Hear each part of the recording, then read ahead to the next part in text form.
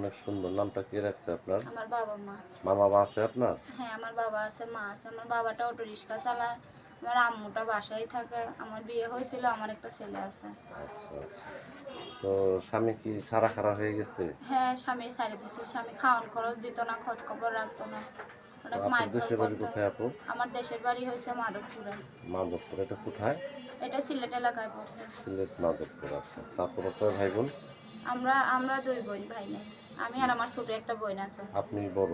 হ্যাঁ, ইউটিউবে কেন আসছেন বোন? ইউটিউবে আইসি একটা ভালো মানুষের আশায়, যে তার দ্বারা যদি আমার বাচ্চাটারে ভালোভাবে মানুষ করতে পারি, তার জন্য ক্যামেরার সামনে আইসি। আচ্ছা আচ্ছা।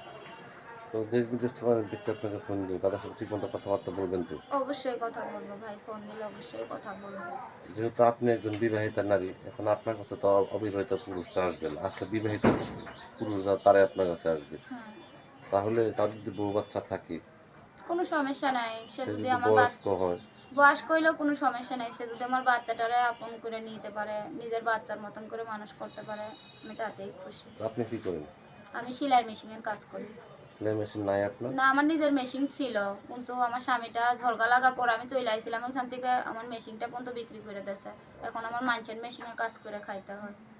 এখন যদি কোনো ব্যক্তি আপনাকে বলে, বোন আমি তোমাকে একটা সেলাই মেশিন দিব, আমি তোমার দায়িত্ব ভাগ গ্রহণ করতে চাই, তুমি কি ওই লোকের কথা রাজি হবা? অবশ্যই, কারণ আমি চাই একটু আমি ভালোভাবে একটু চলতে চাই। কারণ আমি নিজের যদি নিজের একটা সেলাই মেশিন হয়, তাহলে আমার একটু ভালো হবে, আমার মানুষের বাসায় কাজ করতে হবে না।